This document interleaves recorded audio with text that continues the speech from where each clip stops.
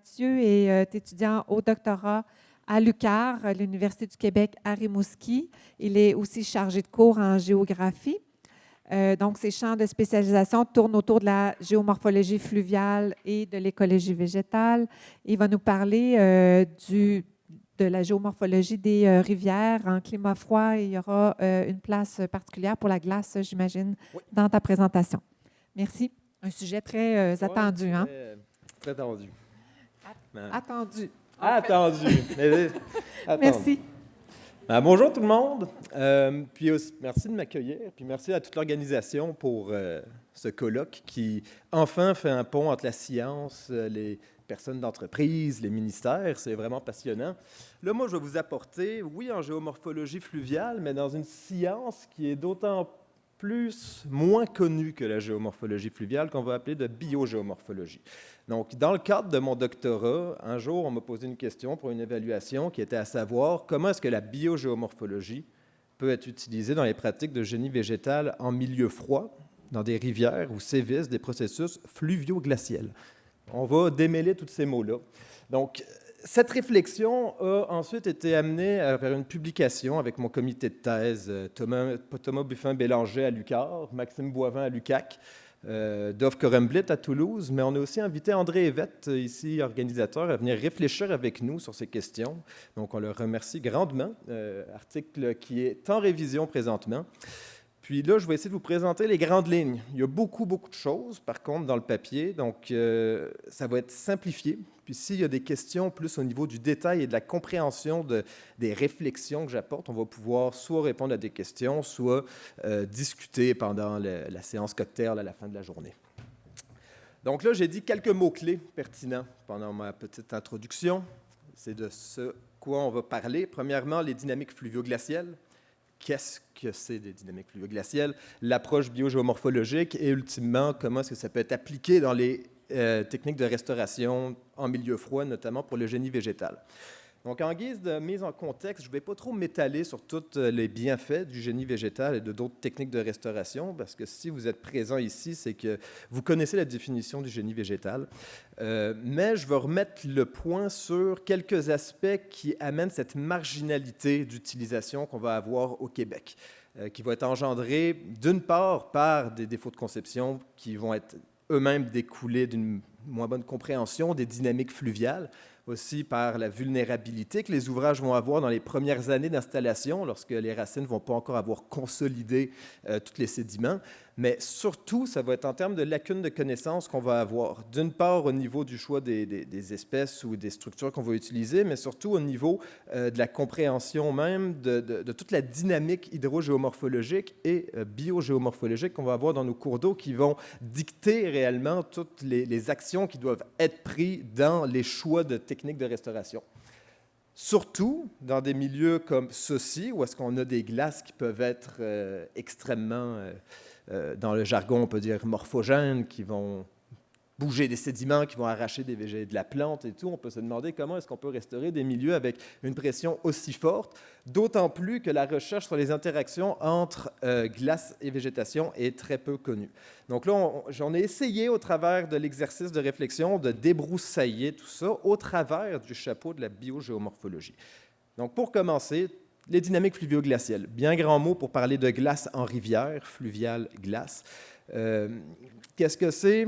C'est de la glace qui va s'installer pendant l'hiver, lorsqu'on va avoir des températures plus froides. Oui, les riverains vont connaître très bien les embâcles de glace qui peuvent causer des inondations. Mais en soi, lorsqu'on veut avoir un certain corpus de connaissances sur les dynamiques fluvio-glaciales, il y a beaucoup d'interactions qui peuvent être présentées.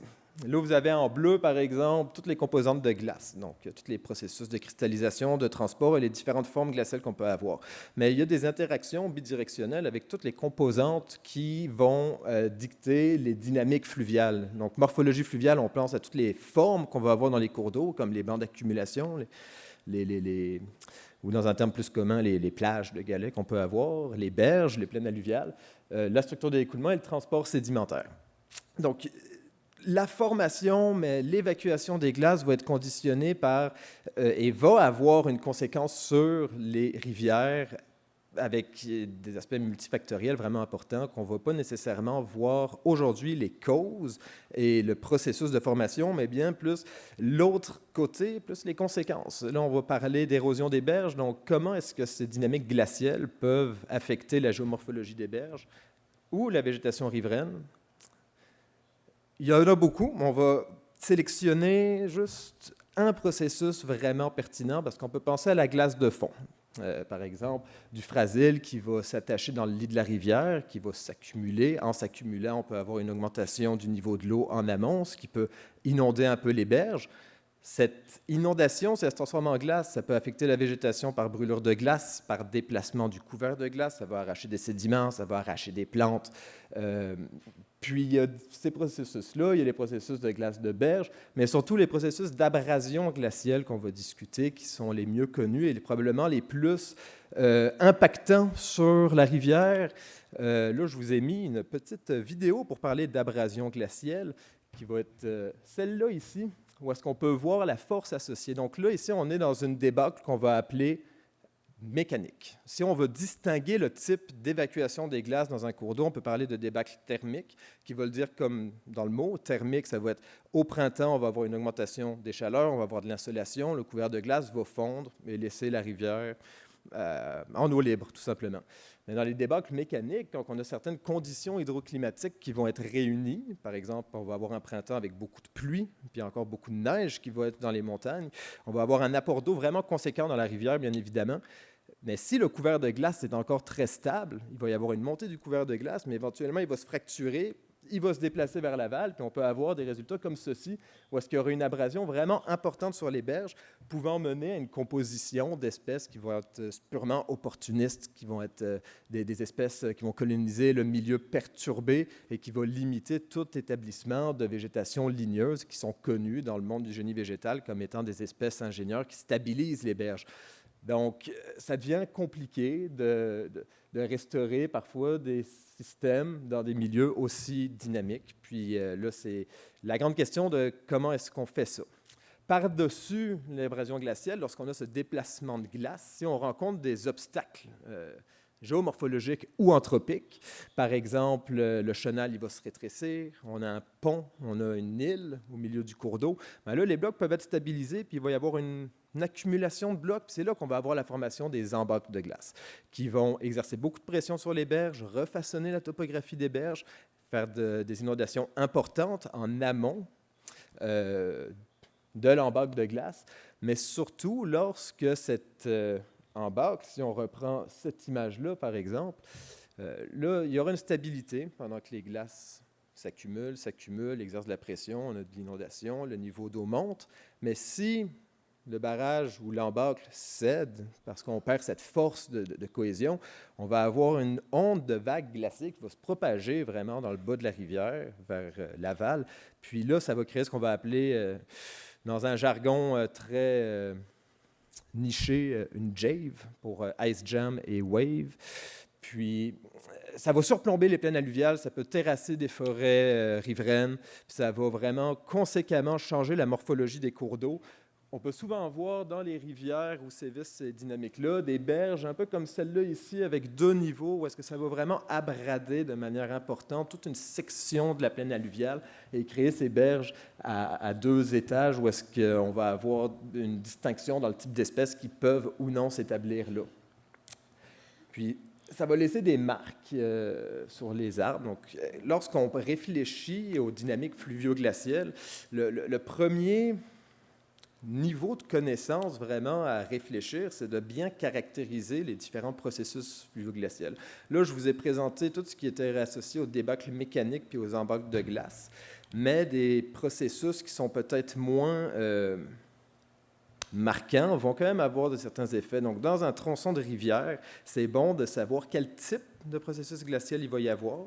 Par exemple, les cicatrices glaciales peuvent être un indice de présence d'embâcles. Donc, on peut avoir le type de processus glacial qui doit être identifié, mais surtout à quelle amplitude est-ce que ces processus-là vont agir sur le cours d'eau, à quelle fréquence est-ce que ça revient. Puis, si on est capable, localement, c'est quelle force de cisaillement, c'est quoi la force qui est associée à ces processus-là lorsqu'on parle d'érosion mécanique. ça a été exploré, ça demande plus d'exploration, mais pour agir dans un cours d'eau qui, lui, est régi par un régime de perturbation naturelle, si son régime de perturbation naturelle est celui des glaces, ça prend tout d'abord une première bonne caractérisation puis une bonne compréhension de ces dynamiques-là.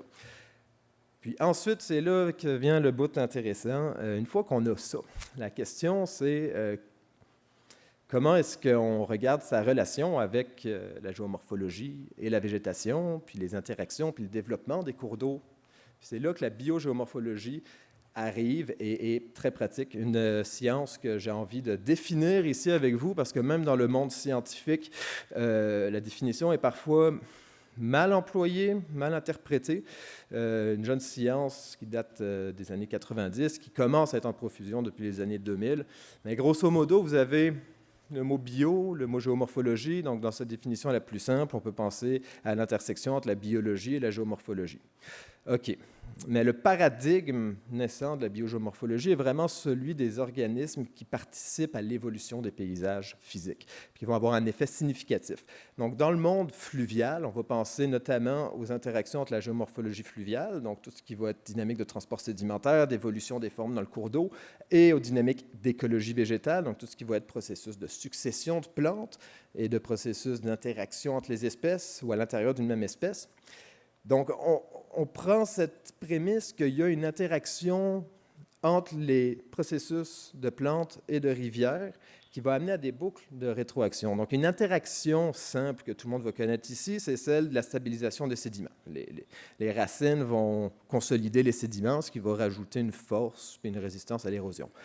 Mais autrement, on va avoir les tiges de la végétation qui, lors des crues, vont réduire la vélocité des eaux en mettant un blocage à l'écoulement. Si on réduit la vitesse des eaux, on va favoriser une déposition de sédiments. Donc, ça amène à l'idée que la végétation va participer d'une part à la déposition sédimentaire, mais donc à la construction des morphologies fluviales. Donc, ça fait partie intégrante d'un facteur qu'il faut considérer dans l'évolution puis la construction des formes qu'on a dans le cours d'eau. Puis c'est là qu'on arrive avec les fameux principes de coajustement qu'on va parler, parce qu'il va y avoir ces boucles de rétroaction qui vont se mettre en place, où est-ce qu'on peut avoir une page de végétation qui va s'installer sur un banc d'accumulation, par exemple. Ça va induire une sédimentation, étendre la surface colonisable. Il va y avoir une propagation des espèces, ça va s'étendre, mais éventuellement aussi une succession d'espèces qui va être provoquée par ces nouveaux habitats construits. Donc, ça l'auto-construit puis ça co-construit des habitats au fil des processus sédimentaires et écologiques. Puis ça se fait à plusieurs échelles d'analyse pour le moment. Donc, à l'individu ou à l'espèce, on peut s'attarder vraiment au trait fonctionnel. Le trait fonctionnel étant une caractéristique physique, physiologique ou phénologique d'une espèce qui leur amène avec une fonction de résistance ou de résilience, puis essayer de voir les effets réponses qu'il va y avoir de cette espèce par rapport à différentes perturbations qui vont être présentes. À l'échelle de la communauté, c'est là qu'on va s'intéresser vraiment à la construction, qui est au principe de coajustement qu'il va y avoir entre les processus fluviaux et les processus écologiques. Et finalement, à l'échelle plutôt du paysage grand, là, on peut se consacrer à la répartition des différents types de communautés, des guildes fonctionnelles qu'on peut appeler, pour éventuellement définir un certain comportement biogéomorphologique dans les cours d'eau, puis essayer de comprendre quelles sont les trajectoires de végétation, quelles espèces font partie de cette succession, puis dans chaque type d'espèces, puis de niveau de succession, quels sont leurs effets propres sur le cours d'eau. Parce que une patch de peuplier, par exemple, n'aura pas le même effet qu'une patch de saule, et ainsi de suite. On va parler un peu plus en profondeur tantôt.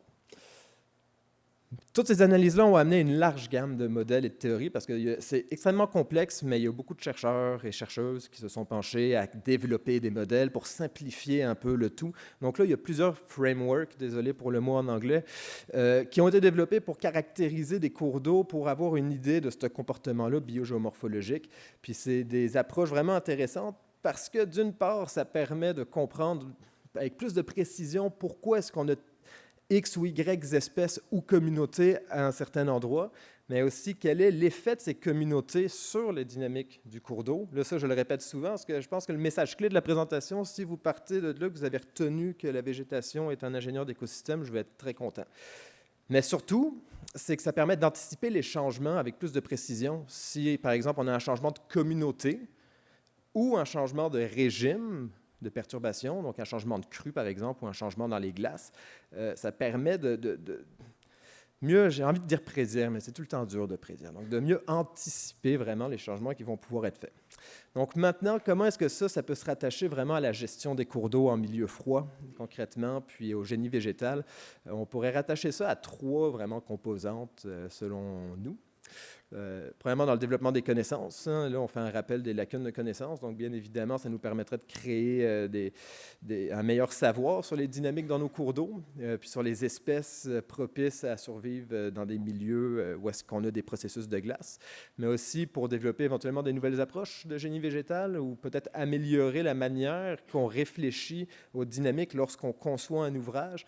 Et finalement, je pense que c'est un des points les plus importants, celui vraiment du suivi et de l'évaluation qui va pouvoir être établi avec des outils biogéomorphologiques. Donc, pour le développement de connaissances, là, je vous mets un schéma, pas besoin de le retranscrire pour ceux qui prennent des notes. C'est une réflexion qui a été faite sur toutes les interactions possibles entre la végétation, la morphologie fluviale, la structure de l'écoulement et les dynamiques fluvio-glaciales. Puis là, moi, je veux attirer votre attention justement sur les flèches que j'ai surlignées en bleu, qui sont des interactions qu'on a d'un certain savoir, à savoir comment est-ce que les dynamiques fluviales vont éroder la morphologie fluviale et les communautés de végétation. On a vu tantôt, on en connaît un peu. Par contre, on ne connaît pas l'effet indirect qu'il va y avoir par la suite. Donc, c'est vraiment de s'attarder puis de développer mieux le savoir de cet effet de la glace, autant sur les formes fluviales, donc là, on peut penser aux berges, par exemple, mais c'est aussi sur la végétation, puis quels vont être les contre-coups de ces effets-là. Puis pour la végétation, lorsqu'on parle de glace, si on veut vraiment s'intéresser au génie végétal à l'état pur, là, on peut penser aux traits fonctionnels, donc des caractéristiques, comme je le disais, physiques ou physiologiques, qui vont amener une résistance ou une résilience face aux glaces. Puis c'est là que ça nous amène à ce point de traits fonctionnels qui ont été explorés. Il y en a une panoplie qui ont été trouvées. Les plus pertinentes dans ce stade-là sont probablement la flexibilité qui ont été identifiées, parce que si on a une débâcle mécanique des glaces, si la plante est fortement flexible, elle va pouvoir être pliée au lieu d'être arrachée ou cassée. Les racines profondes aussi, qui vont leur donner un bon ancrage. Puis éventuellement, la reproduction végétative, qui va être une reproduction non sexuée. Donc, si il y a une plante arrachée, mais qu'il reste des racines, elle va pouvoir repousser, puis ça peut se propager latéralement. Donc ça commence à être connu. Par contre, c'est intéressant de comprendre que ces traits-là aussi vont avoir non pas seulement des effets sur cette résistance, mais des effets sur les processus hydrosédimentaires. Puis il ne faut jamais oublier l'effet que la végétation va avoir sur ces processus-là, justement. Parce que si on est capable de déterminer les contraintes hivernales, de trouver les traits fonctionnels, on va être capable d'avoir une certaine idée de quelle végétation utiliser dans les ouvrages de génie végétal. Au niveau plus de la morphologie puis du type de structure, si on est capable de bien caractériser les milieux fluvio-glaciels ou les milieux où subissent des perturbations fluvio-glaciales, là, on pourra avoir une meilleure idée, de la structure qu'on va pouvoir établir sur la morphologie. Mais il faut tout le temps considérer cette interaction parce qu'une fois qu'on va avoir mis en place un ouvrage, cet ouvrage ne va pas rester éternellement comme il est, dû au processus de rétroaction et de feedback qui vont faire évoluer le système. Donc, on peut penser à des questions genre est-ce que la vulnérabilité va pouvoir augmenter au cours du cycle de vie de la végétation ou si on a une succession.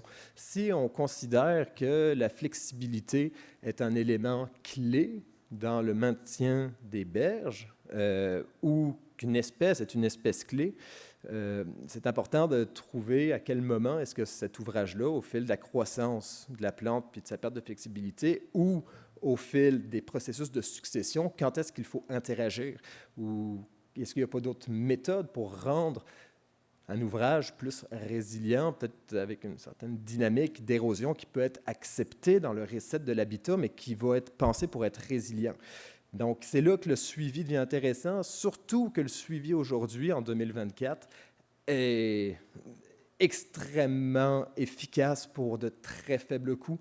Là, on pense à la mesure sur le terrain qui peut être un peu plus demandant, mais aujourd'hui, avec les petits drones à 500 $, un petit vol par année, ça nous peut faire un modèle 3D par photogrammétrie à très faible coût qui permet de suivre les traits fonctionnels, qui permet de suivre tout ce processus de co-ajustement qu'il va y avoir entre la forme, soit la berge, et les communautés, de comprendre si on peut établir une certaine résilience de ces milieux-là, puis surtout d'évaluer la fonction biogéomorphologique des ouvrages de restauration.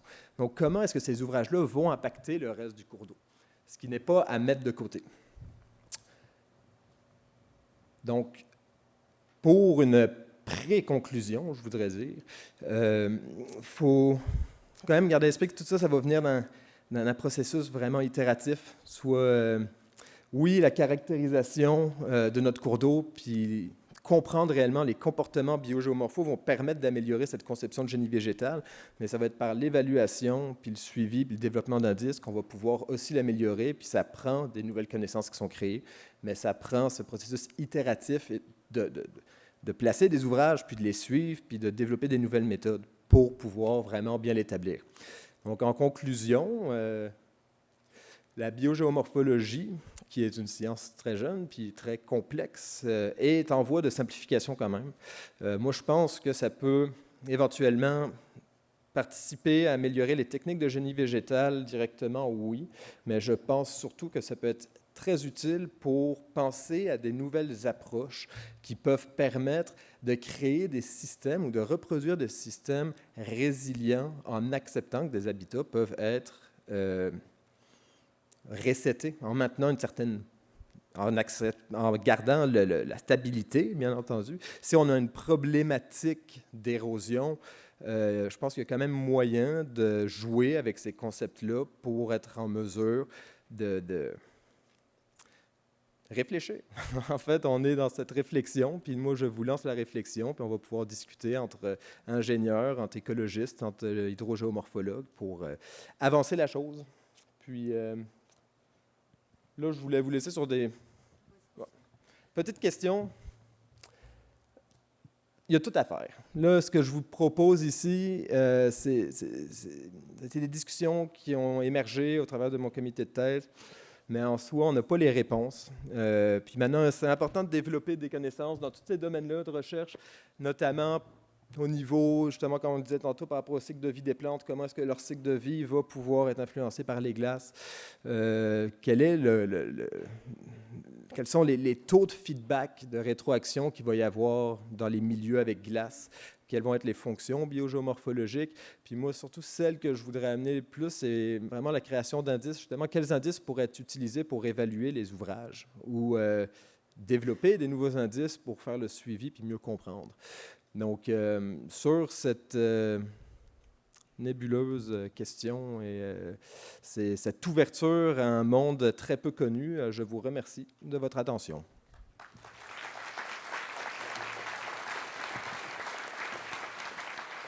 Merci, Mathieu. Alors, ceux qui ont des questions, vous pouvez encore là vous présenter au micro. Je vous demanderai de vous présenter, peut-être donner votre organisation pour laquelle vous travaillez. Bonjour, alors je suis Natacha Genet, je travaille à la municipalité de Berthier-sur-Mer. Pouvez-vous parler plus fort juste un petit peu? Oui, peut-être que le micro n'est pas bien placé. Donc, je répète, Natacha Genet, municipalité de Berthier-sur-Mer. Je suis aussi horticultrice et architecte paysagiste. Je voulais connaître l'impact des espèces envahissantes dans un projet comme celui-là, parce qu'on sait qu'elles sont souvent transportées par les rivières. Alors, qu'est-ce que ces espèces-là, comment elles peuvent impacter là, dans votre domaine de recherche? Dépendamment des espèces, ça peut être problématique, en effet. Si on pense à la renouée du Japon, par exemple, qui maintenant, Maxime Boivin à l'UQAC, avec une de ses étudiantes, Rebecca Matt, et Claude Lavoie aussi, ont fait un projet de recherche sur la renouée du Japon en cours d'eau, puis ils ont découvert cette association entre le taux d'érosion des berges et la renouée du Japon. Donc, c'est sûr qu'en fonction de la compétitivité le niveau de compétition qu'une espèce envahissante peut avoir, puis ses effets négatifs, ça peut être extrêmement problématique. Après, il y a eu des ouvrages où est-ce qu'on a vu que certains ouvrages d'assemblage de génie végétal permettaient de limiter l'introduction de certaines espèces.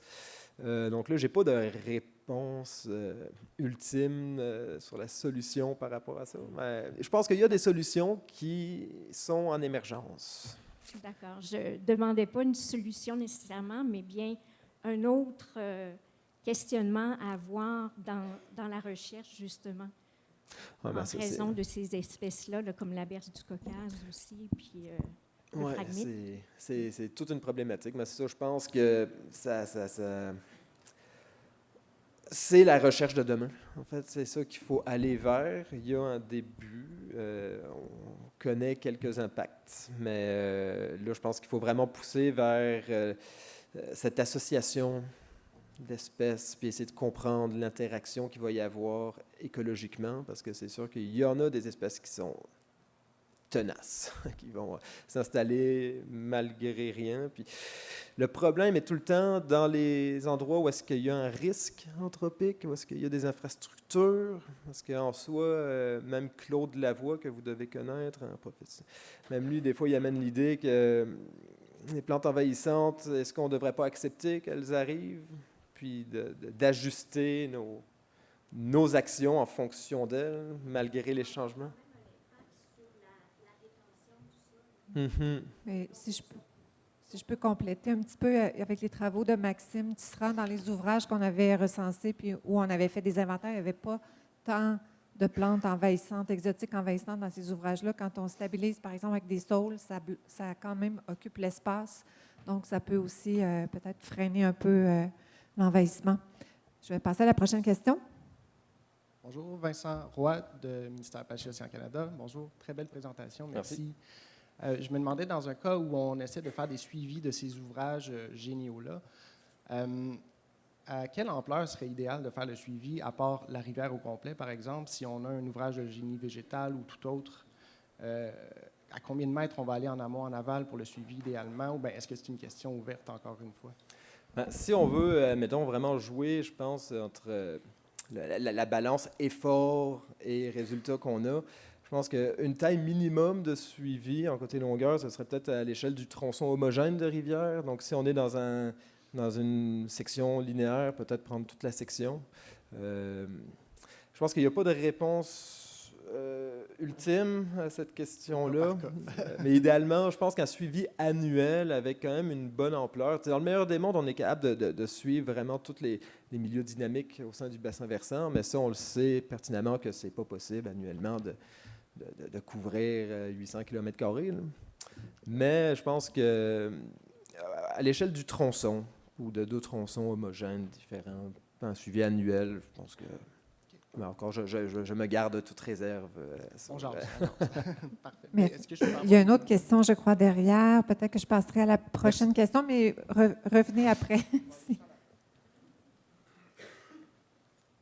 Allô, moi c'est Mona de l'Université de Montréal. Je fais ma maîtrise en architecture du paysage. Et puis, j'ai fait un projet où je consulte avec Maxime Boivin, d'ailleurs, de restauration de la rivière à Mars, au Saguenay.